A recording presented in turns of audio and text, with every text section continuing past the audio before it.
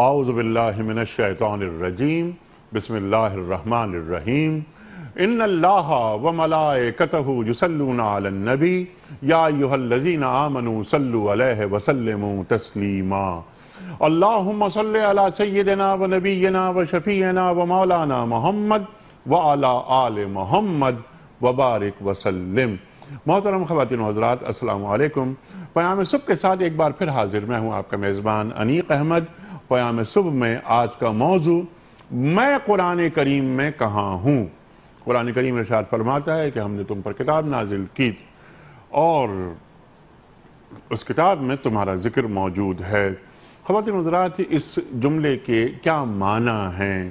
ذکر سے مراد کیا ہے؟ میں قرآن میں کہاں ہوں؟ میں خود کو کہاں ڈھونڈوں؟ کیسے ڈھونڈوں؟ خواتین و حضرات، یوسرون علی انفسہم ولو کان بہم خصاصہ، کہ جن کا ذکر، جو صاحبان ایثار کا ذکر ہو رہا ہے، کیا میں ان میں شمار ہو رہا ہوں یا نہیں ہو رہا؟ اعدت للمتقین الذین ينفقون فی السراء والضراء والکاظمین الغیظ والعافین عن الناس، کیا ان میں ذکر ہو رہا ہے یا نہیں ہو رہا؟ خواتین و حضرات، افرأیت من اتخذ الہہ ہوا، جو اپنی خواہشات کو اپنا معبود بنا لیتے ہیں، کیا ان میں اپنے آپ کو رکھوں؟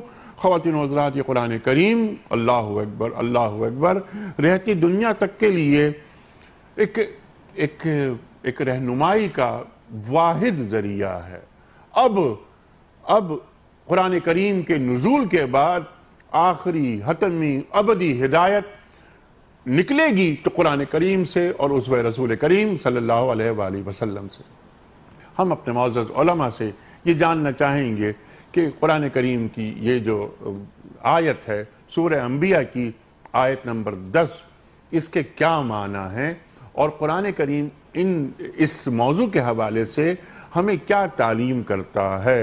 خواتین و حضرات، کراچی میں تشریف فرما ہیں محترم ڈاکٹر محمد اسد تھانوی صاحب، ممتاز عالم دین۔ خواتین و حضرات، سب آپ سے واقف، بڑا اہم نام ہمارے ملک کا، پیام صبح میں تشریف لاتے ہیں اور ہم ہمیشہ تھانوی صاحب سے سیکھتے ہیں۔ لاہور میں تشریف فرما ہیں استاد الاساتذہ محترم ڈاکٹر سرفراز احمد آوان صاحب۔ خواتین و حضرات، سرفراز احمد آوان صاحب کے تعلق سے میں کیا عرض کروں؟ تفسیر قرآن بیان کرتے ہیں، قرآن کریم سے ہمیں قریب کرتے ہیں، اور کیا دلنشیں انداز ہے آپ کا، سبحان اللہ سبحان اللہ۔ خواتین و حضرات، عہد کا لمس آپ کی گفتگو میں آج کے جو مسائل ہیں ان کا حل آپ عطا فرماتے ہیں قرآن و سنت کی روشنی میں۔ دونوں معزز مہمانوں کو خوش آمدید کہتا ہوا پروگرام کا آغاز کرنا چاہوں گا اللہ تعالیٰ کے بابرکت نام سے۔ سورہ انبیاء آیت نمبر 10۔ اعوذ باللہ من الشیطان الرجیم، بسم اللہ الرحمن الرحیم۔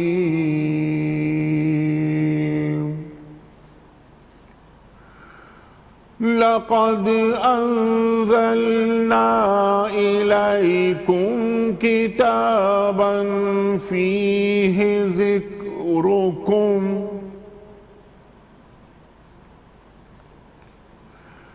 لقد انزلنا الیکم کتابا فیہ ذکرکم افلا تعقلون۔ صدق اللہ العظیم۔ لوگو، ہم نے تمہاری طرف ایک ایسی کتاب بھیجی ہے جس میں تمہارا ہی ذکر ہے، کیا تم سمجھتے نہیں ہو؟ صدق اللہ العظیم۔ خواتین و حضرات، اس سے پہلے کہ پہلا سوال رکھا جائے محترم مولانا اسد تھانوی صاحب کی خدمت میں آج کے پروگرام کے حوالے سے، کل کے پوچھے گئے سوال کا درست جواب اور آج کا سوال آپ کی خدمت میں۔ کل کا سوال یہ تھا کہ مسلمانوں کے علاوہ کس مذہب کے پیروکار قیامت سے پہلے سور پھونکے جانے پر ایمان رکھتے ہیں؟ درست جواب عیسائی۔ آج کا سوال نوٹ فرما لیجئے۔ قرآن پاک کی آخری نازل ہونے والی آیات کون سی صورت میں ہیں؟ قرآن پاک کی آخری نازل ہونے والی آیات کون سی صورت میں ہیں، سورہ مائدہ میں، سورہ حجرات میں یا سورہ بقرہ میں؟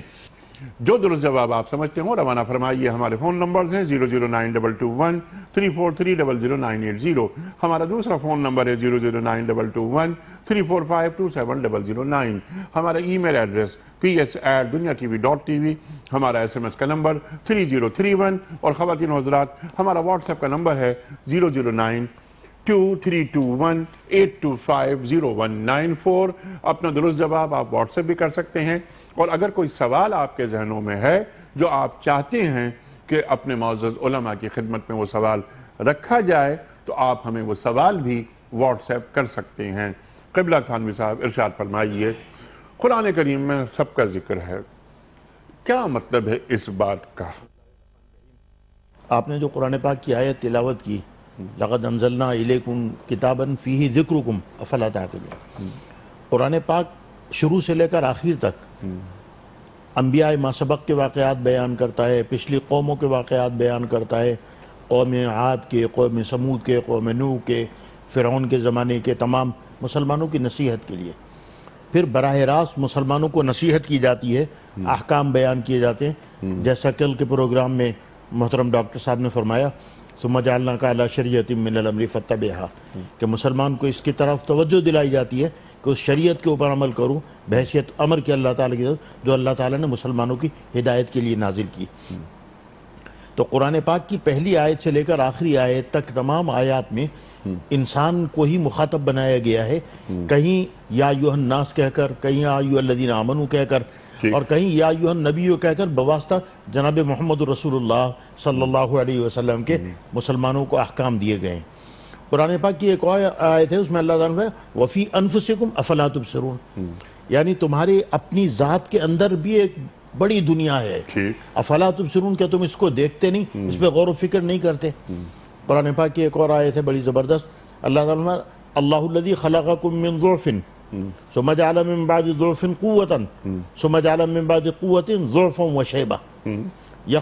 اللہ تعالیٰ فرماتے ہیں اللہ الذی خلقکم من ضعف، اللہ تعالیٰ نے تم کو یعنی انسانوں کو کمزور پیدا کیا۔ آپ جانتے ہیں کہ جب بچہ پیدا ہوتا ہے وہ کمزور ہوتا ہے، چل نہیں سکتا، بول نہیں سکتا، بیٹھ نہیں سکتا، اگر ماں اس کو دودھ نہ پلائے تو شاید وہ زندہ بھی نہ رہ سکے۔ اللہ الذی خلقکم من ضعف ثم جعل من بعد ضعف قوة، پھر اس کمزوری کے بعد اللہ تعالیٰ تمہیں قوت عطا فرماتا ہے، نوجوان کرتا ہے، طاقتور کرتا ہے۔ ثم جعل من بعد قوة ضعفا وشیبہ، پھر اس قوت اور طاقت اور جوانی کے بعد تمہیں اللہ تعالیٰ ایک چیز عطا فرماتا ہے جس میں کمزوری بھی ہوتی ہے اور بڑھاپا بھی۔ علماء نے لکھا کہ پہلے بچپن کا جو زمانہ ہے اس میں صرف ضعف کا ایک لفظ استعمال کیا، اللہ الذی خلقکم من ضعف، اور جوانی کے لیے بھی ایک لفظ استعمال کیا کہ ثم جعل من بعد ضعف قوة، لیکن آخری زمانے کے لیے دو الفاظ استعمال کیے، ثم جعل من بعد قوة ضعفا وشیبہ، کہ کمزوری بھی عطا فرماتا ہے اللہ تعالیٰ، کمزوری بھی دیتا ہے اور بڑھاپا بھی عطا فرماتا ہے۔ علماء نے لکھا کہ انسان اسی کے اندر غور کر لے کہ انسان کی جو طاقت ہے اور بڑھوتی ہے، کہ میں جب بچہ تھا تو چھوٹا سا تھا، اور اس کے بعد مجھے جو میری ماں نے دودھ پلایا اور گھر والوں نے مجھے روٹی اور چاول کھلایا تو میں بڑا ہوتا چلا گیا، تاں کہ میں جوان ہو گیا اور میرا قد ایک جگہ آ کر رک گیا، اور اس کے بعد بھی میں وہی روٹی کھاتا رہا، وہی چاول کھاتا رہا، وہی دودھ پیتا رہا، لیکن اب بجائے قوت حاصل ہونے کے مجھ میں کمزوری پیدا ہو رہی ہے، میں ضعف پیدا ہو رہا ہے، چلنے کی طاقت کم ہو رہی ہے، کام کرنے کی طاقت کم ہو رہی ہے، اور بڑھاپا بھی نازل ہو رہا ہے، بال بھی سفید ہو رہے ہیں، کمر بھی جھک رہی ہے۔ علماء نے لکھا کہ انسان اسی کے اندر غور کر لے کہ جسم کے اندر طاقت کا پیدا ہونا اور جسم کے اندر قوت کا پیدا ہونا اور جسم کے اندر بڑھوتری پیدا ہونا، یعنی چھوٹے سے بڑا اور بڑے سے بڑا ہونا، اگر یہ اس گندم کے اندر ہوتا، اگر اس چاول کے اندر ہوتا، اگر اس دودھ کے اندر ہوتا تو پوری زندگی ہوتا رہنا چاہیے تھا۔ معلوم ہوا کہ نہیں، کوئی ایک ذات ہے جو اس کے اندر وقت کے مطابق چیز پیدا کرتی ہے، کہ جب تو بچہ تھا تو اللہ تعالیٰ نے اس کے اندر قوت تیرے لیے پیدا کر دی، اور اللہ تعالیٰ نے اس کے اندر بڑھوتری پیدا کر دی، کہ اللہ تعالیٰ نے اس سے تیرے جسم کو بھی بڑھایا اور طاقت کو بھی بڑھایا۔ جب ایک وقت آیا اور تجھے طاقت اور بڑھوتری مکمل ہو گئی تو تو میں بات قوت نے ضعف و مشیبہ، اب بھی تم وہی روٹی کھا رہے ہو، وہی چاول کھا رہے ہو، وہی پھل کھا رہے ہو، وہی دودھ پی رہے ہو، لیکن تمہارے جسم میں بڑھوتری نہیں آتی، تمہاری طاقت میں اضافہ نہیں ہوتا، بلکہ ہر آنے والے دن کے بعد وہ طاقت کم ہوتی چلی جاتی ہے اور کمزوری اور بڑھاپا نازل ہوتا چلا جاتا ہے جسم کے بعد۔ تو معلوم ہے کہ اسی کے اندر اگر آدمی غور و فکر کر لے، کل آپ نے غور و فکر پہ پروگرام کیا تھا، تو اللہ جل جلالہ کی حقانیت کے اوپر اس کو ایمان آ جائے تمام اور باقی چیزوں کے علاوہ۔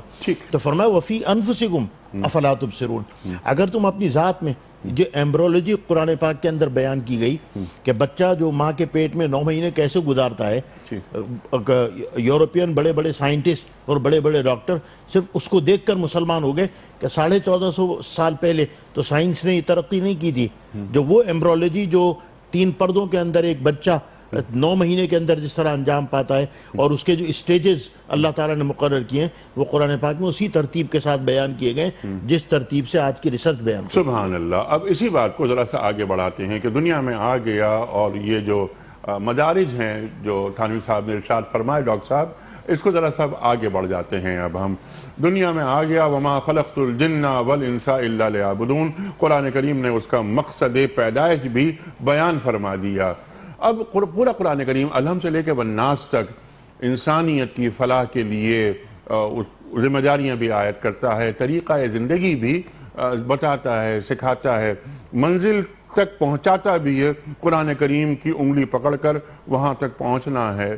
اب سوال میں نے یہ رکھا تھا اور میں چاہتا ہوں کہ اس آیت کو ذرا کھولیے کہ اللہ تعالیٰ فرما رہا ہے کہ یہ کتاب، اس میں تمہارا بھی ذکر ہے، میں اپنا ذکر اس کتاب میں کہاں تلاش کروں، کیسے تلاش کروں؟ ان الانسان لفی خسر الا الذین آمنوا وعملوا الصالحات، میں ان میں دیکھوں انسان خسارے میں ہے، کہیں میں تو خسارے میں نہیں ہوں۔ یہ وہ لوگ ہیں کہ جو گناہ پر اگر ان سے غلطی میں کوئی گناہ ہو جائے وَلَمْ يُصِرُّوا عَلَىٰ مَا فَعَلُوا، یہ جو کچھ کیا انہوں نے اس پہ اصرار نہیں کرتے۔ کیا میں ان میں ہوں یا میں اڑ گیا ہوں ایک کسی جاہل شخص کی طرح؟ میں توبہ کے لیے ہاتھ نہیں اٹھا رہا، میں سجدے میں نہیں جا رہا، تو میں اپنا شمار کن لوگوں میں کروں؟ اس کا طریقہ کار قرآن کریم کیا بتاتا ہے؟ بسم اللہ الرحمن الرحیم۔ انیک صاحب، جس آیت کا آج انتخاب کیا گیا ہے اس میں اللہ تعالیٰ نے ارشاد فرمایا کہ لَقَدْ أَنزَلْنَا إِلَيْكُمْ كِتَابًا، ہم نے تمہاری طرف ایک کتاب اتاری ہے، فِيهِ ذِكْرُكُمْ، اس میں تمہارا ذکر ہے۔ ذکر کا لفظ قرآن کریم میں 2 معنی میں استعمال ہوا ہے۔ ایک تو ہے ذکر بمعنی تذکرہ، یعنی کسی چیز کو بار بار زبان پر دہرانا، جیسے فرمایا یا ایھا الذین آمنوا اذکروا اللہ ذکرا کثیرا، اے ایمان والو اللہ کا کثرت کے ساتھ ذکر کرو، وَاذْكُرِ اسْمَ رَبِّكَ، اپنے رب کا نام جپتے رہیے، یا وَاذْكُرُوا اللَّهَ قِيَامًا وَقُعُودًا وَعَلَىٰ جُنُوبِكُمْ، اللہ کا نام لیتے رہا کرو اٹھتے بیٹھتے پہلو پہ لیٹے ہوئے، وَاذْكُرُوا اللَّهَ كَثِيرًا لَعَلَّكُمْ تُفْلِحُونَ، اللہ کا نام کثرت سے لیا کرو تاکہ تم فلاح پاؤ۔ یہاں ذکر بمعنی تذکرہ کے ہے۔ اسی طرح ذکر کا لفظ قرآن کریم میں بمعنی تذکیر کے آیا ہے، جیسے خود قرآن کریم کا ذکر کرتے ہوئے اللہ نے فرمایا وَهَذَا ذِكْرٌ مُبَارَكٌ، یہ قرآن کریم ایک بہت بڑی تذکیر ہے، نصیحت اور یاد دہانی کا ذریعہ ہے۔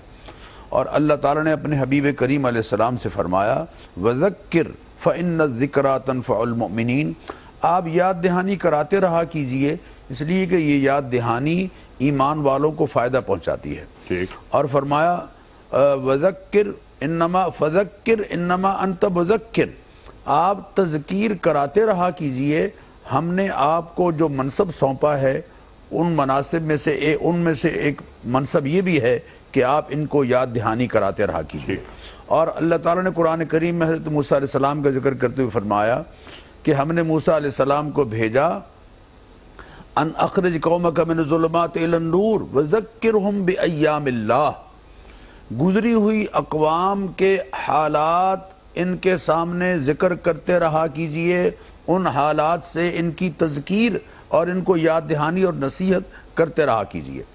اب یہاں جو فرمایا کہ لقد انزلنا الیکم کتابا فیہ ذکرکم، ہم نے تمہاری طرف کتاب اتاری ہے، اس میں تمہارے لیے تذکیر بھی ہے، یاد دہانی کا ذریعہ بھی ہے، اور تمہارا خود ذکر بھی ہے۔ چنانچہ انیق صاحب ایک بڑا بہت توجہ طلب یہ واقعہ ہے۔ احنف ابن قیس ایک مشہور تابعی گزرے ہیں۔ احنف ابن قیس مشہور تابعی ایک قبیلے کے سردار تھے۔ وہ ایک دن قرآن کریم کو ایسے پڑھ رہے تھے تو یہ آیت جب ان کے سامنے آئی کہ لقد انزلنا الیکم کتابا فیہ ذکرکم، ہم نے تمہاری طرف ایک کتاب اتاری ہے جس میں تمہارا ذکر ہے، تو کہنے لگے میں ذرا تلاش تو کروں کہ میرا ذکر کہاں ہے۔ ورق الٹنے لگے تو یہ آیات سامنے آئیں، والذین یجتنبون کبائر الاثم، ایمان والے وہ ہیں جو کبیرہ گناہوں سے اپنے آپ کو بچاتے ہیں۔ وَإِذَا مَا غَضِبُوا هُمْ يَغْفِرُونَ، اور جب انہیں غصہ آتا ہے تو درگزر کرتے ہیں۔ والذین یجتنبون کبائر الاثم وَإِذَا مَا غَضِبُوا هُمْ يَغْفِرُونَ، اور والذین اذا اصابهم البغی هم ینتصرون، اگر کوئی ان کے ساتھ سرکشی پر اتر آتا ہے تو اس کا انتقام اور بدلہ بھی لے لیتے ہیں۔ اور وَأَمْرُهُمْ شُورَى بَيْنَهُمْ وَمِمَّا رَزَقْنَاهُمْ يُنْفِقُونَ، اپنے معاملات میں ایک دوسرے سے مشورے کرتے ہیں، اللہ کا دیا ہوا مال اللہ کی راہ میں خرچ کرتے ہیں۔ اور فَمَنْ عَفَا وَأَصْلَحَ فَأَجْرُهُ عَلَى اللَّهِ، جو معاف کر دے اور صلح کر لے اس کا اجر اللہ تعالیٰ کے ذمے ہے۔ کہنے لگے ان آیات کو میں نے پڑھا تو کہنے لگے کہ ان آیات میں اپنا مکمل طور پر ذکر نہیں پاتا، چونکہ یہ سارے جو معیار ہے ان آیات کا اس پر میں پورا نہیں اترتا۔ پھر قرآن کریم کے اوراق الٹے اور یہ آیت ان کے سامنے آئی کہ وہ راتوں کو کانو قلیلا من اللیل ما یہجہون، ایمان والے وہ ہیں جو راتوں کو بہت کم سوتے ہیں۔ کانو قلیلا من اللیل ما یہجہون وبالاسحار ہم یستغفرون، اور سحری کے وقت اٹھ اٹھ کے اللہ تعالیٰ سے اپنے گناہوں کی معافی طلب کرتے ہیں، استغفار کرتے ہیں۔ وبالاسحار ہم یستغفرون وفی اموالہم حق للسائل والمحروم، ان کے مالوں میں سائل کا بھی حق ہے جو مانگ کر لیتا ہے، اور محروم کا بھی حق ہے جو ہاتھ آگے نہیں پھیلاتا لیکن معلوم ہے کہ یہ محروم ہے۔ وفی اموالہم حق للسائل والمحروم، ان کے مالوں میں سائل اور محروم کا حق ہے۔ کہنے لگے کہ اس معیار پر بھی میں اپنے آپ کو پورا نہیں دیکھتا۔ پھر آیات ورق پلٹتے رہے اور پلٹتے پلٹتے یہ آیات سامنے آئیں سورہ مدثر کی کہ فی جنات یتساءلون عن المجرمین، اہل جنت جنتوں میں مجرموں سے پوچھیں گے ما سلککم فی سقر، کون سی چیز تمہیں جہنم میں لے آئی ہے؟ وہ اپنی فرد جرم بیان کریں گے۔ قالوا لم نک من المصلین، ہماری فرد جرم میں یہ 4 جرائم ہیں نمایاں۔ پہلا یہ کہ لم نک من المصلین، ہم نماز نہیں پڑھتے تھے۔ وَكُنَّا نَخُوضُ مَعَ الْخَائِزِينَ، اسلام کا مذاق اڑانے والوں کے ہاں میں ہاں ملاتے تھے۔ لم نَكُ نُطْعِمُ الْمِسْكِينَ، مسکینوں کو کھانا نہیں کھلاتے تھے۔ وَكُنَّا نَخُوضُ مَعَ الْخَائِزِينَ، اسلام پر اعتراض کرنے والوں اور باتیں بنانے والوں کے ساتھ ہم بھی مل جایا کرتے تھے اور باتیں بناتے تھے۔ وَكُنَّا نُكَذِّبُ بِيَوْمِ الدِّينِ، اور ہم قیامت کے دن کو جھٹلاتے تھے، حتی اتانا الیقین، یہاں تک کہ ہمیں موت آ گئی۔ احنف ابن قیس کہنے لگے استغفر اللہ، الحمدللہ اس طبقے کے ساتھ بھی میرا تعلق نہیں ہے، نہ اس کے ساتھ جو تقوی میں اعلیٰ معیار پر ہیں اور نہ ان کے ساتھ جو گناہوں میں آگے بڑھے ہوئے ہیں۔ تو پھر قرآن کریم کو کھولتے کھولتے اس آیت پر وہ رکے، اور وہ آیت یہ تھی کہ آخرون اعترفوا بذنوبہم، کچھ اور لوگ بھی ہیں جو اپنے گناہوں کا اعتراف کرتے ہیں۔ خلطوا عملا صالحا وآخر سیئا، ان کے دامن میں گناہ بھی ہیں اور ان کے دامن میں نیکیاں بھی ہیں۔ نیک اعمال اور برائی خلط ملط ہے، کچھ گناہ بھی ان کے دامن میں ہیں لیکن نیکیاں بھی کرتے رہتے ہیں۔ خلطوا عملا صالحا وآخر سیئا عسى اللہ ان یتوب علیہم، ہو سکتا ہے کہ اللہ تعالیٰ ان کی توبہ قبول کر لے۔ اور علماء نے لکھا ہے کہ عصا کا تعلق جب ذکر اللہ کے ساتھ ہو تو یہ یقین کے معنی میں آتا ہے، عسى اللہ ان یتوب علیہم، یقیناً ایسے لوگوں کی توبہ اللہ تعالیٰ قبول فرمائیں گے۔ احنف بن قیس کہنے لگے الحمدللہ کہ مجھے اس آیت میں اپنا ذکر مل گیا ہے، میں اس آیت میں جن لوگوں کا تذکرہ ہو رہا ہے ان میں سے ہوں۔ تو انیک صاحب، قرآن ایک آئینہ ہے، قرآن ایک مرر ہے، قرآن بتاتا ہے میں کون ہوں اور کہاں کھڑا ہوں اور کہاں کھڑا ہوں۔ قتل الانسان ما اکفرہ ما اکفرہ، انسان کتنا یعنی مر جائے انسان کتنا ناشکرہ ہے۔ من ای شیء خلقہ، کس چیز سے اس اللہ نے اس کو پیدا کیا ہے۔ خلقہ من ای شیء خلق من نطفۃ خلق فقدرہ ثم السبیل یسرہ، اور پھر زمین پر چلنا اللہ تعالیٰ نے اس کے لیے آسان کر دیا ہے۔ ثم اماتہ فاقبرہ، پھر مر جاتا ہے، قبر میں چلا جاتا ہے۔ ثم اذا شاء انشرہ، کون ہے اس کا تعارف کرا، کس لیے پیدا ہوا۔ ما خلقت الجن والانس الا لیعبدون، ہم نے انسان کو اپنی عبادت کے لیے پیدا کیا ہے۔ پھر قرآن بتا رہا ہے کہ دیکھو تم نے زندگی کیسے گزارنی ہے۔ اتبعوا ما انزل الیکم من ربکم، پیروی کرو اس کی جو تمہاری طرف تمہارے رب کی طرف سے اتارا گیا ہے۔ ولا تتبعوا السبل اتبعوا ما انزل الیکم من ربکم ولا تتبعوا من دونہ اولیاء، اللہ کے سوا جتنے لوگوں نے بنا رکھے ہیں ان کی پیروی نہیں کرنی ہے، بلکہ جو اللہ کی طرف سے نظام اترا ہے اس کی پیروی کرنی ہے۔ قرآن بتاتا ہے تم نے زندگی کیسے گزارنی ہے۔ ادخلوا فی السلم کافہ ولا تتبعوا خطوات الشیطان، ادخلوا فی السلم کافہ، دین میں پورے کے پورے داخل ہو جاؤ۔ دین کے اختیار کرنے میں تمہاری پسند نہیں چلے گی۔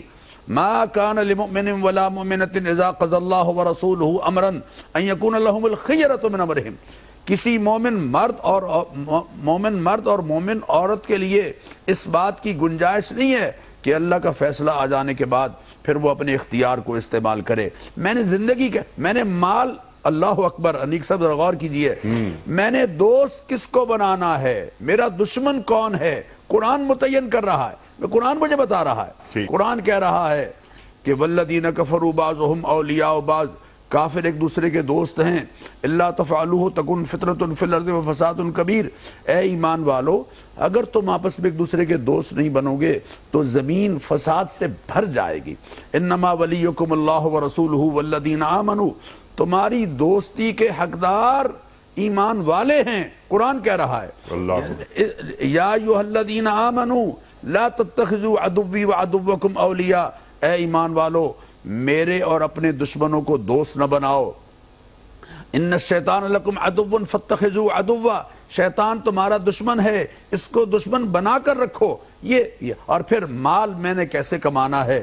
یا ایھا الذین آمنوا لا تاکلوا اموالکم بینکم بالباطل الا ان تکون تجارۃ عن تراض منکم، تجارت ایسی جو اللہ اور اس کے رسول کی تعلیمات کے مطابق ہو، اس کے ذریعے سے تم نے مال کمانا ہے۔ لا تاکلوا اموالکم بینکم بالباطل، ایک دوسرے کا مال ناحق طریقے سے مت کھاؤ۔ وتدلوا بہا الی الحکام، عدالتوں میں کیس مت لے کر جاؤ جبکہ تمہیں پتہ ہے کہ یہ تمہارا حق نہیں ہے۔ لتاکلوا فریقا من اموال الناس بالاسم، تاکہ وکلاء کی چرب زبانی کے ذریعے سے یا اپنے دعوے کو تم جھوٹا جو دعویٰ ہے اس کو سچ ثابت کر کے گناہ کے ذریعے سے لوگوں کے مال کھاؤ، اس سے تم نے اپنے آپ کو بچانا ہے۔ یہ قرآن بتا رہا ہے میں نے مال کیسے کمانا ہے، میں نے مال خرچ کہاں کرنا ہے، یہ ساری بات قرآن کریم میں بتا رہا ہے۔ میں نے لوگوں کے ساتھ رویے کیسے رکھنے ہیں۔ اما الیتیم فلا تقہر، یتیم کو قہر کی نظر سے کی نگاہ سے مت دیکھ۔ واما السائل فلا تنہر، سائل کو جھڑک نہیں۔ میں نے مال خرچ کیسے کرنا ہے۔ والذین اذا انفقوا لم یسرفوا ولم یقتروا، ایمان والے جب خرچ کرتے ہیں تو نہ بخل کرتے ہیں نہ اسراف سے کام لیتے ہیں۔ لا تبذر تبذیرا، غیر ضروری خرچ نہیں کرنا ہے۔ انیک صاحب اسراف اور تبذیر میں فرق بتایا۔ اسراف کا مطلب یہ ہے کہ ضرورت کی جگہ زائد از ضرورت خرچ کرنا، اور تبذیر کا مطلب ہے غیر ضروری جگہ پر خرچ کرنا. اور اب جو یہ کون غیر بتا ضروری رہا ہے؟ خرچ کرتا ہے وہ شیطان کا بھائی ہوتا ہے. بھائی ہے، اس لیے کہ شیطان بھی ناشکرا ہے. یہ شخص بھی غیر ضروری خرچ کر کے اللہ کی نعمت کی ناقدری کر رہا ہے. تو یہ قرآن مجھے بتا رہا ہے کہ میں کون ہوں اور میں کہاں کھڑا ہوں، اور میری اللہ اکبر اللہ اکبر. ذرا غور کیجئے، اللہ تعالیٰ قرآن کریم میں ہمیں یہ حکم دے رہے ہیں لا تقربوا مال الیتیم. مجھے کہہ رہے ہیں خبردار تو نے یتیم کے مال کے قریب بھی نہیں جانا ہے. لا تقربوا الفواحش ما ظہر منها وما بطن، کھلی اور بے حیائی کے قریب بھی نہیں جانا ہے. لا تقربوا الزنا، بدکاری کے قریب بھی نہیں جانا ہے. یہ کون بتا رہا ہے؟ یہ قرآن میں میرا ذکر ہے، قرآن میں میرا تذکرہ ہے. ان اللہ لا يحب الخائنین، اللہ تعالیٰ خیانت کرنے والوں کو پسند نہیں کرتا. قرآن حضور اکرم صلی اللہ علیہ وسلم نے فرمایا رب قارئن، کئی قرآن پڑھنے والے یقرأ القرآن والقرآن یلعنہ، قرآن پڑھ رہے ہوتے ہیں اور قرآن ان پر لعنت کر رہا ہوتا ہے. کیوں؟ قرآن کہہ رہا ہے لعنت اللہ علی الکاذبین، جھوٹوں پر اللہ تعالیٰ کی لعنت ہے. لا تسائر خدک للناس ولا تمشی فی الارض مرحا، زمین پر اکڑ کر نہ چل، اپنے رخسار پھلا پھلا کے اپنے غرور اور تکبر کا اظہار کرتے ہوئے لوگوں پر اپنی مالی وجاہت کا اور سیاسی وجاہت کا اظہار مت کر. وقصد فی مشیک، اپنی چال میں نرمی رکھ. وغضض من صوتک، اپنی آواز کو پست رکھ. ان انکر الاصوات لصوت الحمیر، بدترین آواز جو ہے وہ گدھے کی آواز ہے. یہ ساری باتیں یہ دراصل میرا ذکر ہے جو قرآن کریم کی آیات میں میرے سامنے آ رہا ہے. سبحان اللہ. اور مجھے یہ دیکھنا ہے کہ یہ جو آیات قرآن کریم، بہت ساری آیات قرآن کریم تو ڈاکٹر صاحب نے فرما دی، پڑھ دی، سبحان اللہ. اس کے علاوہ بھی بہت ساری آیات میں چاہتا ہوں کہ وہ بھی آپ گفتگو میں لائیے. اور پھر ایک شخص، ایک قاری قرآن جو مجسم قرآن بننا چاہتا ہے، یہ راز کسی کو نہیں معلوم کہ مومن قاری نظر آتا ہے، حقیقت میں ہے قرآن. تو میں کہاں فٹ بیٹھتا ہوں؟ میں جھوٹوں میں ہوں، میں سچوں میں ہوں، میں کن لوگوں میں ہوں؟ کیا بات ہے. لا تتخذوا عدوی وعدوکم اولیاء.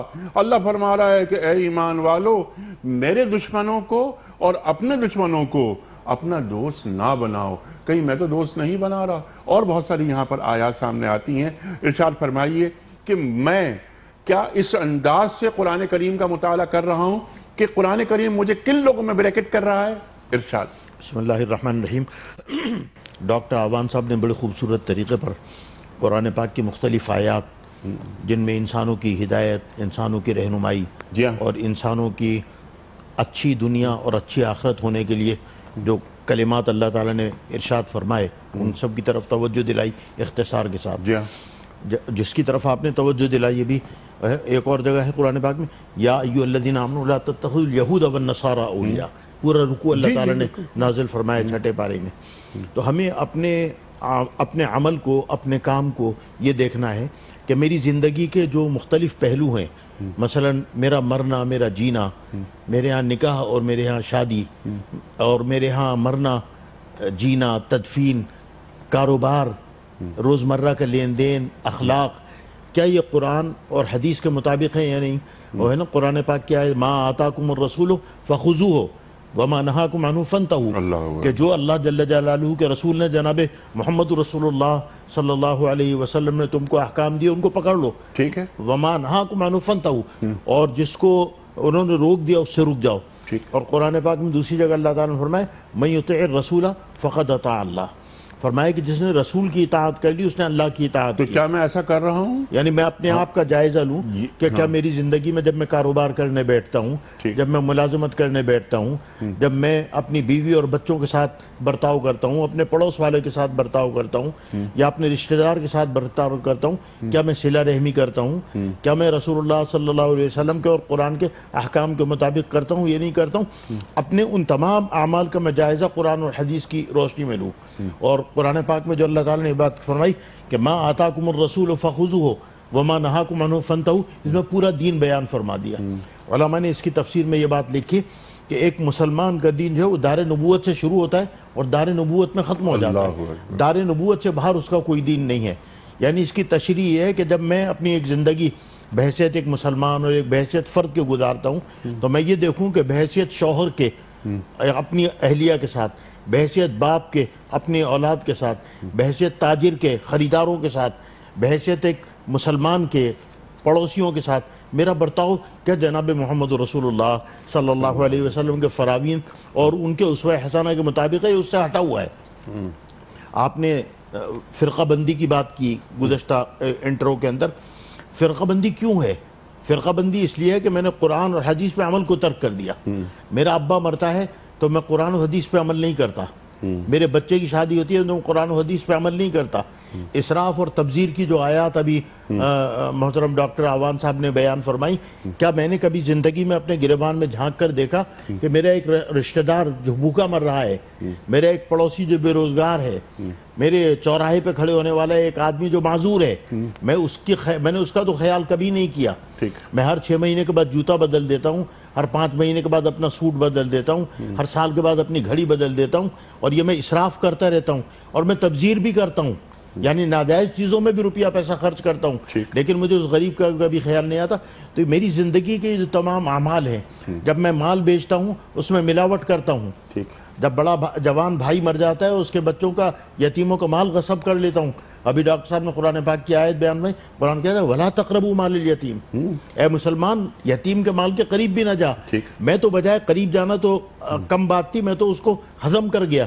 اور قرآن کہتا ہے الَّذِينَ يَأْكُلُونَ أَمْوَالَ الْيَتَامَى ظُلْمًا إِنَّمَا يَأْكُلُونَ فِي بُطُونِهِمْ نَارًا۔ اللہ تعالیٰ فرماتے ہیں کہ یہ جو یتیموں کا مال ظلماً کھا لیتے ہیں، جوان بھائی مر گیا اس کے بچوں کا مال، إِنَّمَا يَأْكُلُونَ فِي بُطُونِهِمْ نَارًا، یہ اپنے پیٹ کے اندر آگ بھر رہے ہیں۔ یہ دیکھنا ہے کہ میں کہیں ان لوگوں میں شامل تو نہیں ہوں کیا میں نے یتیموں کا مال کھا رہا ہوں، کیا میں سود کو شیر مادر کی طرح ہضم تو نہیں کر رہا ہوں؟ جو قرآن پاک میں اللہ تعالیٰ نے کسی چیز کے بارے میں ایسی وعید نہیں بیان فرمائی جس کی سود کے بارے میں، جس کو جناب رسول اللہ اور اللہ تعالیٰ نے اپنے سے جنگ قرار دیا ہے۔ کیا میں ناجائز زمینوں پہ قبضے تو نہیں کر رہا ہوں اور ان کو بیچنے تو نہیں رہا ہوں؟ کیا میں ایک وزیر بنا یا سرکاری افسر بنا تو میں سرکاری ملازمتیں فروخت تو نہیں کر رہا ہوں؟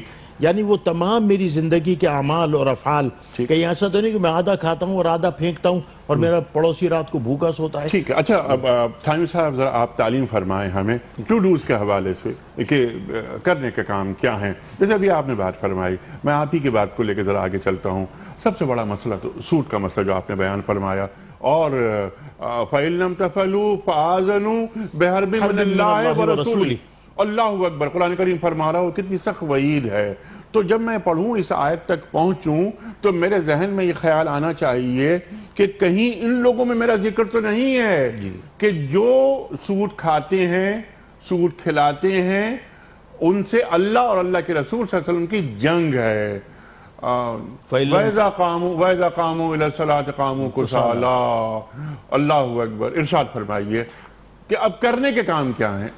دیکھیے کرنے کے کام جو ہے جناب رسول اللہ صلی اللہ علیہ وسلم کی تعلیمات کو اگر دیکھیں، حضور نے فرمایا کہ اگر تم پھل لائے ہو اپنے گھر پہ اور برابر والا پڑوسی غریب ہے، دروازے کے باہر پھل کے چھلکے مت ڈالو، مبادا اس کا بچہ کل نکلے باہر اور وہ دیکھے کہ میرا ابا تو پھل لائے نہیں، اس کے یہاں پھل لایا ہے۔ جناب رسول اللہ صلی اللہ علیہ وسلم نے فرمایا کہ جب تم اپنے گھر میں سالن پکاؤ تو تھوڑا پانی بڑھا دو، کچھ برابر کے پڑوسی کے ہاں بھی بھیج دو۔ جناب رسول اللہ صلی اللہ علیہ وسلم کی بارگاہ میں ایک آدمی حاضر ہوا اور اس نے کہا اے اللہ کے رسول، میں گھر بنا رہا ہوں، میرا پڑوسی اپنی دیوار کے اوپر مجھے اپنا شہتیر رکھنے کی اجازت نہیں دے رہا۔ حالانکہ آپ جانتے ہیں کہ میں اپنی دیوار، میرا اور آپ کا مکان اگر برابر ہے تو میرا گارڈر میری چھت پہ دیوار کے اوپر ہوگا، آپ کا گارڈر آپ کی دیوار پر، لیکن وہ دوسرے کی دیوار پہ رکھنا چاہتے ہو تو جناب رسول اللہ صلی اللہ علیہ وسلم نے فرمایا، اس کو بلایا اور کہا اور غصے کا اظہار فرمایا اور فرمایا کہ میرا دل چاہتا ہے کہ تیرے کندھے کے اوپر اس کا شہتیور رکھ دوں اور تو مستقل اس کو لیے ہوئے کھڑا رہے۔ یعنی اس بات پہ انہوں نے اظہار ناراضگی فرمایا۔ حدیث شریف میں آیا کہ جناب رسول اللہ صلی اللہ علیہ وسلم نے پڑوسیوں کے اتنے حقوق بیان فرمائے، حالانکہ آپ جانتے ہیں کہ اگر میری اولاد موجود ہے تو بھتیجے میری میراث میں شریک نہیں ہیں۔ فرمایا کہ ہم یہ سمجھے کہ شاید میراث میں بھی پڑوسی کو شریک کر دیا جائے گا۔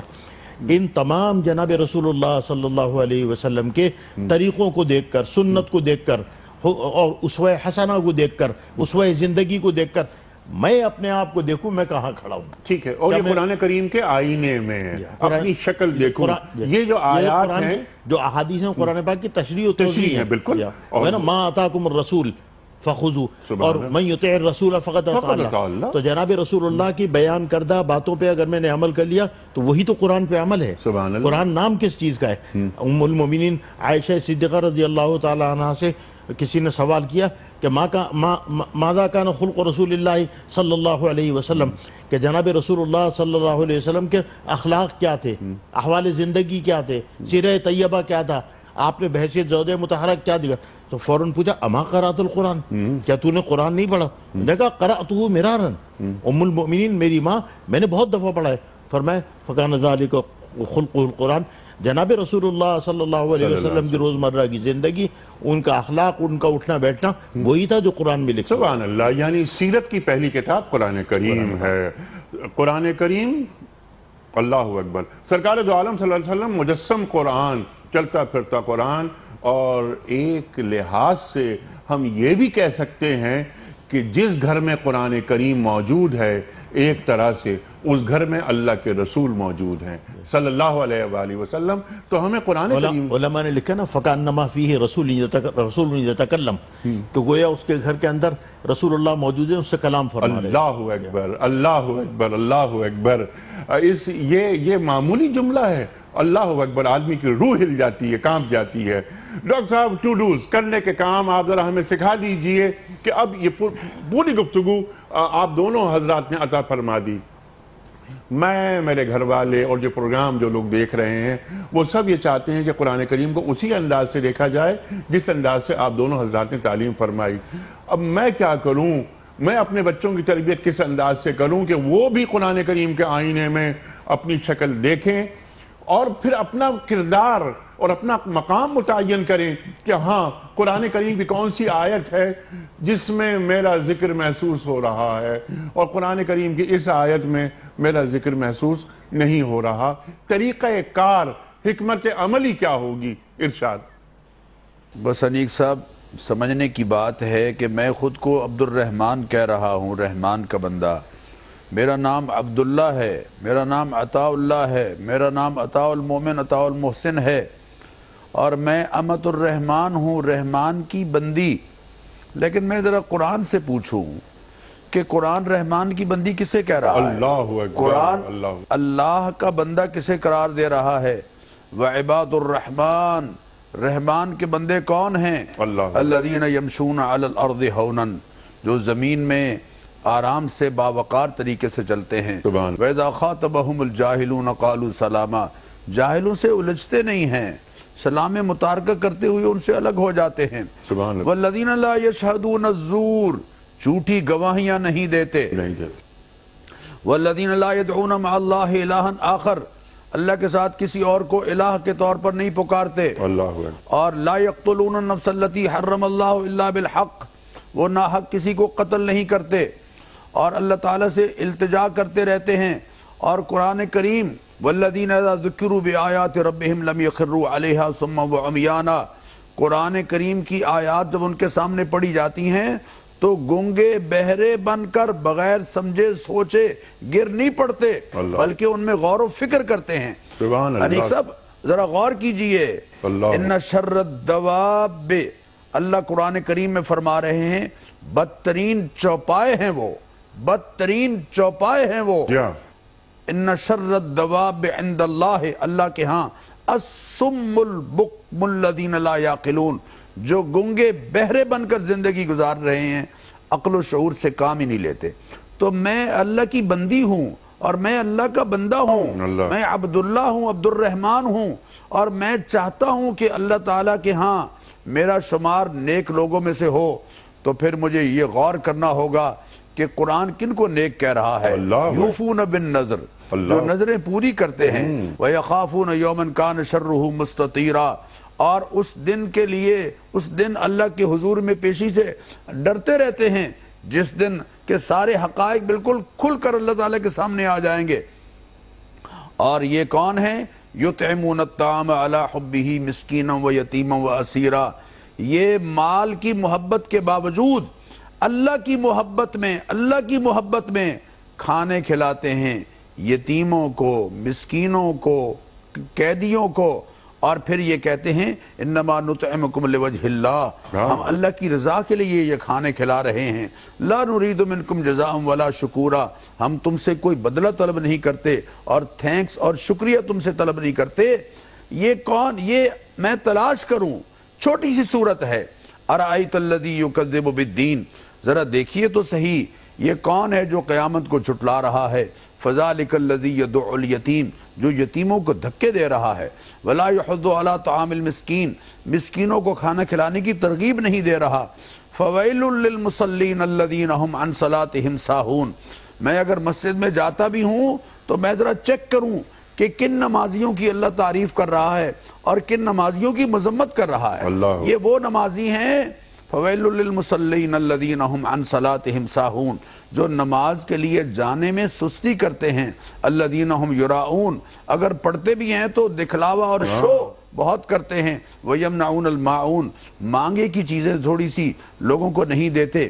اور جن نمازیوں کی تعریف اللہ کر رہا ہے، اللہ فرما رہے ہیں فیہ رجال یحبون یحب المطہرین، یہ ایسے نمازی ہیں جو پاکیزہ رہنا، اپنے دامن کو پاک رکھنا، اپنی جسمانی طہارت کا، اپنی روحانی طہارت کا، اپنی فکری پاکیزگی کا، اپنے خیالات کو پاکیزہ رکھنے کا تمام تر اہتمام کرتے ہیں، اور اللہ تعالیٰ ایسے لوگوں کو، ایسے پاکیزہ رہنے والوں کو پسند کرتا ہے۔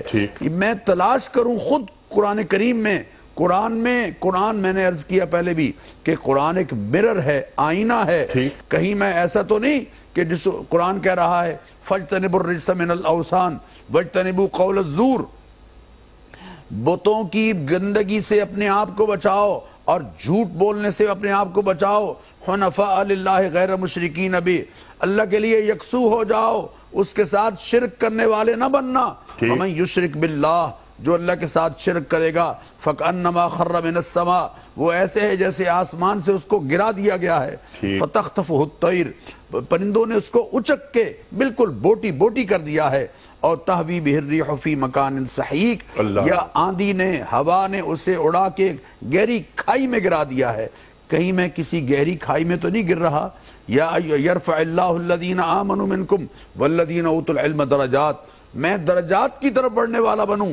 اللہ فرما رہے ہیں جو ایمان میں پختہ لوگ ہیں، جو سچے ہیں، ثم لم یرتابوا، ایمان میں شک نہیں آنے دیتے، اولئک هم الصادقون، یہ اپنے دعوے میں سچے ہیں۔ اتقوا اللہ وکونوا مع الصادقین، اللہ کی ناراضی سے بچتے رہو اور سچوں کا ساتھی بن جاؤ۔ یہ میں تلاش کروں قرآن کریم میں کہ کون ہیں جن سے اللہ پیار کرتا ہے، اور اگر میں ایسا نہیں ہوں، میں اس کیٹیگری میں فال نہیں کرتا، تو میں ایسا بننے کی کوشش کرتا رہوں۔ اچھا ڈاکٹر صاحب آپ ہی فرمائیے، بالکل لاسٹ منٹ ہے، کنکلوڈ فرما دیجئے کہ ہم نے آج کیا سیکھا، اور جو میں بار بار ایک بات عرض کرتا ہوں وہ یہ کہ ٹو ڈوز ہمیں اپنے گھروں کا ماحول جیسا بنانا ہے۔ یعنی آپ دونوں حضرات کی گفتگو سننے کے بعد جو پہلا خیال ذہن میں آتا ہے وہ یہ کہ قرآن کریم کو تلاوت کرنا، پڑھنا باعث اجر و ثواب ہے، اس میں دو رائے نہیں، لیکن مجھے معلوم ہو کہ میں قرآن کریم کیا پڑھ رہا ہوں، ان کے معنی مفاہیم کیا ہیں، اور ویسا بننے کی کوشش کروں جو قرآن کریم کا بقول آپ کے ڈاکٹر صاحب مجھ سے مطالبہ ہے، اور میں اس کیٹیگری میں جاؤں۔ ارشاد فرمائیں کہ کرنے کا کام کیا ہے، اور کنکلوڈ فرما دیجئے۔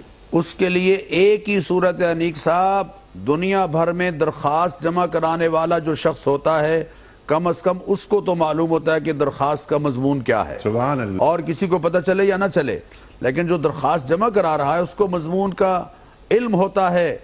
لیکن المیہ یہ ہے کہ امت کی اکثریت 5 وقت اللہ کے حضور میں درخواست جمع کراتی ہے، اسے کچھ پتہ نہیں کہ درخواست میں کیا ہے۔ اللہ اکبر، مجھے اتحیات کا ترجمہ نہیں آتا، مجھے سورہ اخلاص کا ترجمہ نہیں آتا، میں 20 سالوں سے ہر رکعت میں سورہ اخلاص پڑھ رہا ہوں، سورہ فاتحہ کا ترجمہ نہیں آتا۔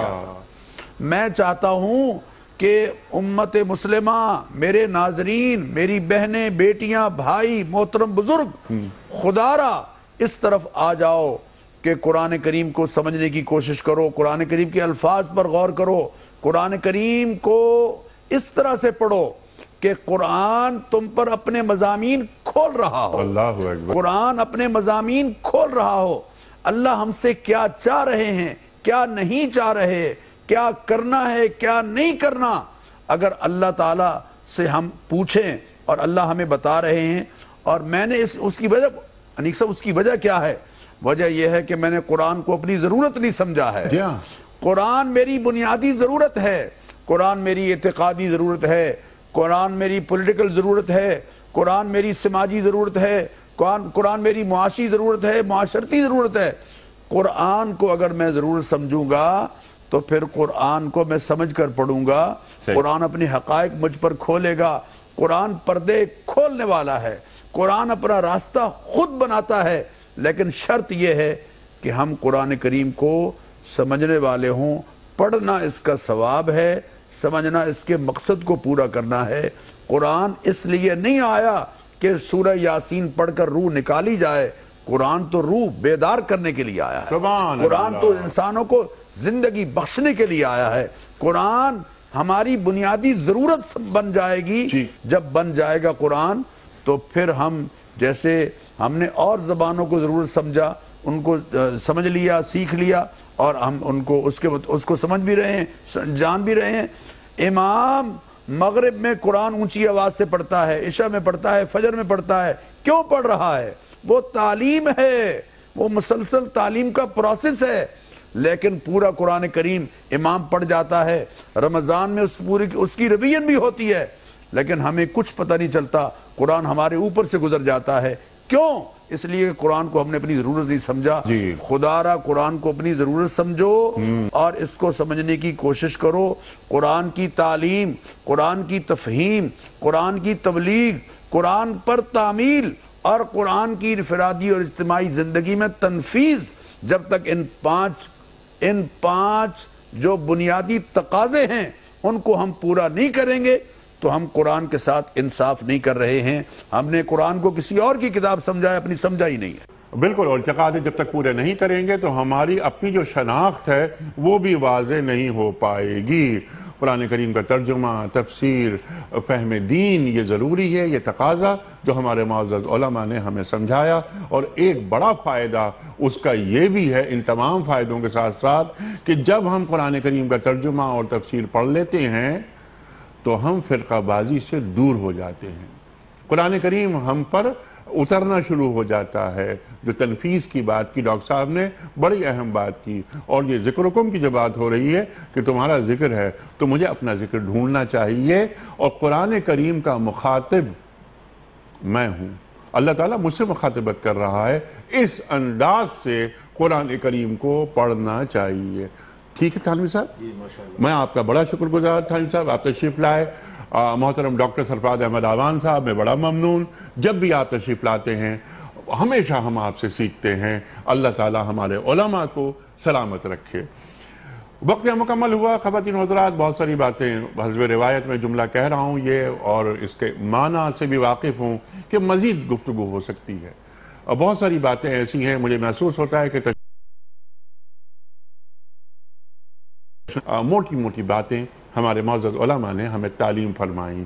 کوئز کل کا سوال یہ تھا کہ مسلمانوں کے علاوہ کس مذہب کے پیروکار قیامت سے پہلے سور پھونکے جانے پر ایمان رکھتے ہیں؟ درست جواب عیسائی۔ آج کا سوال نوٹ فرما لیجئے۔ قرآن پاک کی آخری نازل ہونے والی آیات قرآن کریم کی کس سورت میں ہیں؟ سورہ مائدہ میں، یا سورہ حجرات میں، یا سورہ بقرہ میں؟ جو درست جواب آپ سمجھتے ہوں روانہ فرمائیے۔ ہمارے فون نمبرز ہیں 009221343000980، ہمارا دوسرا فون نمبر ہے 0092213452709، ہمارا ای میل ایڈریس ps@duniatv.tv، ہمارا SMS کا نمبر 3031۔ اور خواتین و حضرات، اگر آپ واٹس ایپ کرنا چاہیں اپنا درست جواب یا کوئی سوال رکھنا چاہیں اپنے معزز علماء کے لیے تو بھجوا دیجئے ہمارے واٹس ایپ کے نمبر پر۔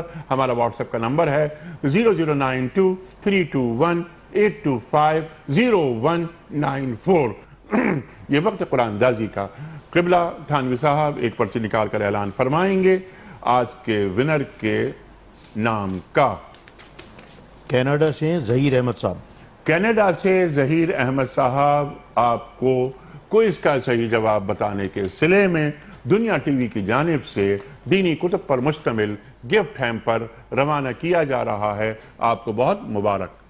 اختتام ہوتا ہے پیام صاحب کا روزانہ ایک قول پر، اور وہ قول ہوتا ہے صاحب نہج البلاغہ امیر المومنین حضرت علی مرتضیٰ کرم اللہ وجہہ کا۔ آپ فرماتے ہیں کہ مرض میں جب تک ہمت ساتھ دے چلتے پھرتے رہو، مرض میں جب تک ہمت ساتھ دے چلتے پھرتے رہو۔ سبحان اللہ سبحان اللہ۔ اپنے میزبان علی قیمر کو کل تک کے لیے اجازت، خدا حافظ۔